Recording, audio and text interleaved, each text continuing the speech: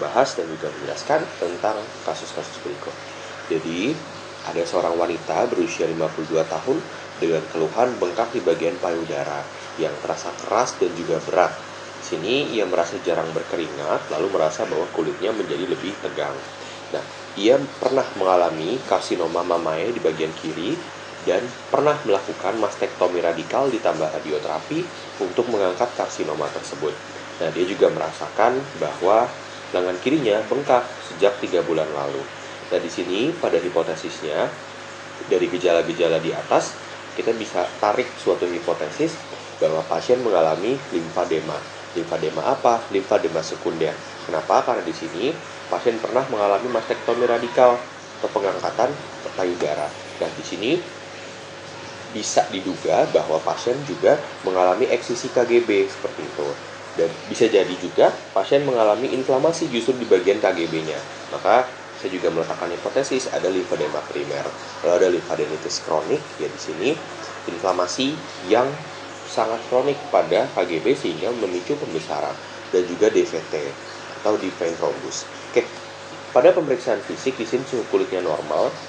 Lalu ada edema non-pitting. Di sini edema non-pitting berarti kelainannya terdapat pada pembuluh limfatik. Berarti akan ada cairan penuh protein yang masuk ke interstisial.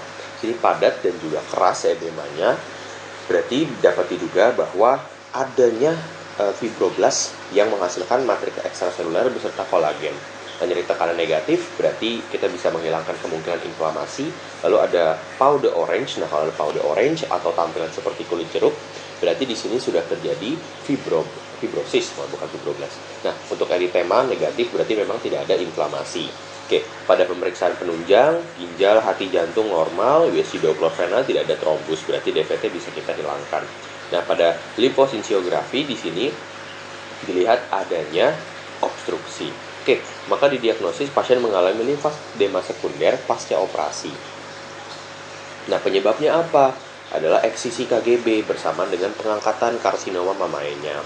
Nah, patofisiologinya di sini ketika seseorang mengalami mastektomi radikal dan juga radioterapi, maka secara bersamaan ini juga akan melakukan eksisi KGB sehingga KGB yang diangkat tersebut akan memicu obstruksi aliran limfe gangguan akibat pengangkatannya. Nah, karena ada obstruksi di aliran limfenya, pembuluh limfe, maka akan ada akumulasi cairan dalam pembuluh limfe sehingga tekanannya akan menjadi sangat tinggi dan memicu cairan untuk berpindah ke interstisium.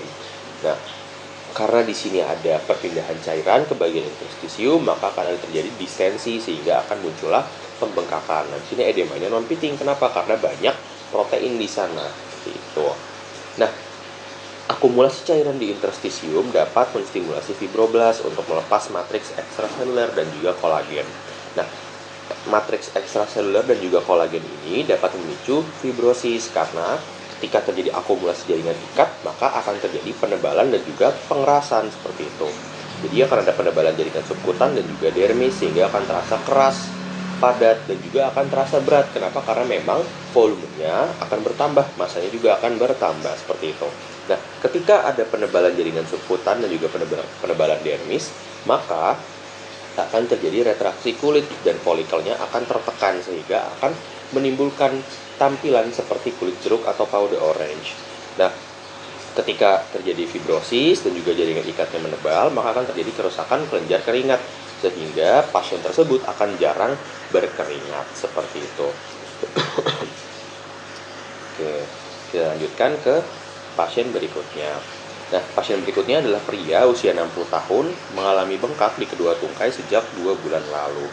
Nah, di sini berat badannya turun, nafsu makannya juga menurun dan ada nyeri perut bawah. Nah, di sini hipotesis yang saya ambil adalah limfedema baik itu primer ataupun sekunder. Bisa juga DVT karena ada bengkak kedua tungkai. Dan nyeri perut bawahnya ini kemungkinan terjadi karena adanya suatu macam neoplasma. Oke. Di sini pada pemeriksaan fisik edema non-pitting kedua tungkai bawah, oke. Lalu ada pembesaran kelenjar inguinalis. Di sini berarti ada pembesaran KGB, ada massa retroperitoneal, berarti kemungkinan ada neoplasma di bagian retroperitonealnya yang memicu pembesaran kelenjar inguinalis. Bisa dia menekan atau terjadi metastasis dan inflamasi. Oke, di sini pada pemeriksaan penunjang ada pada CT scan terdapat massa retroperitoneal yang menekan pembuluh limfe, berarti kemungkinan inflamasi bisa dihilangkan, sehingga di sini massa retroperitonealnya memicu obstruksi dari saluran limfe. Nah, di sini diagnosisnya berarti limfedema sekunder akibat obstruksi karena massa retroperitoneal. Untuk penyebabnya adalah massa retroperitoneal tadi semacam neoplasma yang menekan pembuluh limfe sehingga terjadilah obstruksi. Nah, pada patofisiologinya di sini karena dia sebenarnya adalah suatu massa retroperitoneal yang menekan pembuluh limfe, massa ini juga akan memicu nyeri perut bawah. Kenapa? Karena memang dia akan menekan, memicu distensi. Ketika ada distensi, maka akan ada aktivasi dari nosiseptor sehingga dia menimbulkan nyeri perut seperti itu. Nah, selain itu, massa retroperitoneal ini karena memang dia memicu obstruksi dari aliran limfe, maka dia akan memicu akumulasi cairan di dalam pembuluh. Nah, ketika di dalam pembuluh ini terlalu banyak, maka akan berpindah ke interstisium. Nah, ketika dia berpindah ke interstisium, maka dia akan memicu distensi dan juga edema, yaitu edema non-fitting seperti itu. Selain itu, karena pada dasarnya pembuluh limfe itu penuh dengan sel imun, maka di dalam pembuluh limfe yang terobstruksi akan terjadi akumulasi sel imun. Ketika ada akumulasi sel imun, juga dapat memicu aktivasinya. Nah, ketika sel imun ini teraktivasi, maka akan terjadi pelepasan sitokin proinflamasi IL-1, 6, TGF-alfa. Memicu apa? Nafsu makan yang turun dan memicu katabolisme protein dan juga katabolisme lipid, sehingga akan memicu penurunan berat badan seperti itu. Oke. Nah, karena memang sitokin proinflamasi ini akan memicu inflamasi lokal, nah, inflamasi lokal ini juga akan memperparah edemanya. Selain itu, inflamasi lokal dari sitokin tadi akan mengubah makrofag 1 menjadi makrofag 2. Makrofag tipe 2 ini akan menghasilkan FEGF. Nah, FEGF ini adalah growth factor yang memicu pertumbuhan dari pembuluh darah dan juga pembuluh limf. Nah, di sini maka akan ada limfangiogenesis. Nah, limfangiogenesis ini pembentukan pembuluh limf baru. Nah, pembentukan pembuluh limf baru ini justru malah akan memperparah limfedemanya seperti itu. Nah, selain itu karena tadi juga akumulasi cairan di interstisium akan mengaktifasi fibroblast untuk melepaskan matriks ekstraseluler dan juga kolagen, sehingga akan terjadi penebalan jaringan ikat, penebalan dermis subkutan, sehingga akan terjadi fibrosis lokal seperti itu. Oke, kita lanjutkan lagi ke pasien berikutnya. Nah, untuk pasien berikutnya ini cukup serius, yaitu filariasis ya sebenarnya. Jadi Nyonya W usia 50 tahun mengalami bengkak progresif di ekstremitas bawah pada 6 bulan terakhir dan ia pernah mengalami filariasis. Nah, di sini kaki pasien membengkak sejak 5 tahun lalu. Kaki kanan bengkak mulai dari paha, ditambah nyeri dan juga panas. Berarti di sini ada proses inflamasi. Nah, ia mengalami demam naik turun pada awal gejala, ditambah adanya nyeri kepala dan juga muntah. Nah, inflamasi tadi akan memicu beberapa gejala seperti ini, nyeri kepala dan juga muntah. Nah, bengkak dirasa membesar pada seluruh kaki dan menetap, ditambah 2 tahun lalu kaki kiri mulai membesar. Nah, sejak 6 bulan terakhir kaki semakin bengkak, nyeri, berat dan tidak nyaman. Oke, di sini pada keluarga juga mengalami hal yang serupa. Nah, di sini hipotesisnya bisa jadi dia adalah limfadenitis kronik karena memang dia mengalami inflamasi di sini dan inflamasinya sudah menahun. Bisa juga ada tumor di sini yang bermetastase ke bagian atas dari tungkainya. Nah, tapi juga hipotesisnya adalah filariasis. Oke. Nah, pada pemeriksaan fisik pada tanda-tanda vital normal kecuali tekanan darahnya 150/90 mmHg. Nah, pada ekstremitasnya dia adalah edema bilateral pada kaki dan juga tungkai dengan kulit mendebal dan berkerut. Nah, di sini nyeri tekannya positif. Pada KGB ada pembesaran di inguinal dan juga femoral, limfedema di ekstremitas bawah. Nah, pada pemeriksaan penunjang di sini HB-nya 12, leukosit 11.000, trombosit 234.000, basofil 0, eosinofil 12, neutrofil 61%, limfosit 22%, monosit 5%. Dan di sini ketika dilihat serologi filariasisnya positif. Nah, USG ada perubahan jaringan limfatik dan pembuluh darah di area yang bengkak. Nah, sini didiagnosisnya adalah filariasis. Mengapa? Karena memang di sini sudah dilihat bahwa serologi filariasisnya positif. Nah, etiologi dari filariasis sendiri itu ada 3 jenis cacing, Wuchereria bancrofti, Brugia malayi dan Brugia timori. Nah, untuk faktornya dia adalah nyamuk Culex, dan karena dia diambil karena filariasis ditularkan melalui nyamuk, maka pencegahannya kontrol nyamuknya, kontrol vektornya. Bagaimana caranya? Dengan fogging. Selain itu juga bisa menghindari genangan-genangan air, kurangi genangan-genangan air yang ada di perumahan, seperti itu. FDA, peningkatan sanitasi dan juga edukasi. Selain itu, pencegahan mandiri seperti menggunakan kelambu, menggunakan repelan, menggunakan pakaian panjang itu juga penting. Dan ketika seseorang sudah didiagnosis filariasis, maka usahakan untuk tidak terkena gigitan nyamuk. Kenapa? Ketika dia terkena gigitan nyamuk, bisa jadi telur-telur larva stadium 1 dan juga 2 dapat berpindah ke nyamuk tersebut dan menjadi larva stadium 3, dan nyamuk yang di dalamnya terdapat larva ini akan menggigit orang lain sehingga akan terjadi penularan. Seperti itu. Oke, jadi di sini pada patogenesisnya, juga patofisiologinya. Jadi ketika nyamuk menggigit, dia akan menginjeksi larva stadium 3. Nah, larva ini akan masuk ke pembuluh limfe dan mengalami masa inkubasi asimptomatik 6 sampai 12 bulan, 6 bulan sampai 1 tahun. Nah, lalu di sini larva ini akan melepas protein glikokonjugat yang dikenali oleh pattern recognition receptor. Nah, dia akan mengaktifasi endotelnya dan memicu pelepasan sitokin proinflamasi IL-1, IL-6, TNF-alpha seperti itu. Dan CCL2 dan CCL5. Nah, di sini memang sangat banyak ya jalurnya. Jadi dari sitokin proinflamasi ini juga dapat memicu ekspresi molekul adesi VCAM1, VCAM1 dan juga S-lectin dan memicu kemotaksis dari leukosit. Inilah mengapa ada peningkatan pada leukosit pasien. Nah, leukosit ini akan migrasi dan menuju ke kaki yang terinfeksi pertama kali seperti itu. Nah, di sini yang terinfeksi adalah kaki kanan.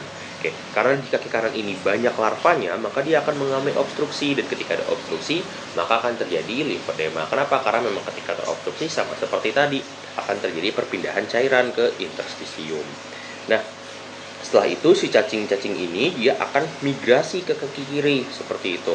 Nah, ketika dia migrasi ke kaki kiri, maka respon imun akan difokuskan ke kaki kiri seperti itu. Maka ketika ada respon imun, akan ada inflamasi, dan juga ada obstruksi di sana, dan ketika dia mengalami kegagalan kompensasi, maka akan terjadi edema bilateral seperti itu. Kegagalan kompensasi ini berarti kaki kanan yang tidak sudah diinfeksi tadi terobstruksi. Kaki kiri dia akan mencoba untuk memberikan kompensasi dengan memperkuat drainase limfatiknya. Tapi ketika di sini dia sudah tidak bisa mengkompensasi hal tersebut, maka akan terjadi hal yang sama dengan kaki kanan, obstruksi dan juga edema seperti itu. Nah, sekarang kita kembali lagi ke IL-1, IL-6 dan juga TNF-alpha serta CCL2, CCL5 ini.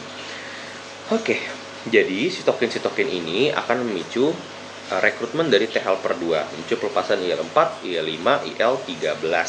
Nah, di sini dia akan memicu kemotaksis dari eosinofil dan juga mast cell, memicu pelepasan degranulasi, memicu pelepasan histamin dan juga leukotrien, dan juga beberapa ROS, reaktif oksigen spesies, yang memicu kematian dari cacing.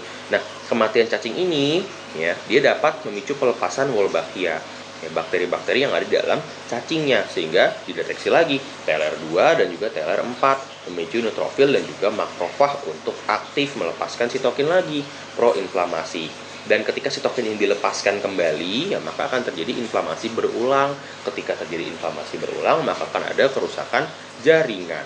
Nah, selain itu, di sini ada IL-13 yang mengaktifasi makrofag M2. Nah, M2 ini akan mengaktifasi fibroblast untuk melepaskan matriks ekstraseluler dan juga deposit kolagen. Nah, dia akan memicu apa? Fibrosis dan memicu obstruksi aliran seperti itu. Nah, selain itu, kerusakan jaringan yang sama juga akan mengaktifasi makrofag M2 ini, sehingga dengan dua mekanisme tadi fibrosis semakin parah. Nah, obstruksinya juga semakin parah, maka akan ada penumpukan cairan sama seperti tadi. Cairan akan berpindah ke interstisium seperti itu. Nah, ketika cairannya berpindah ke interstisium, ya, maka dia akan terjadi peregangan jaringan. Dan ketika ada peregangan jaringan, ya maka akan ada nyeri dan juga rasa berat ditambah dengan edema yang semakin parah seperti itu.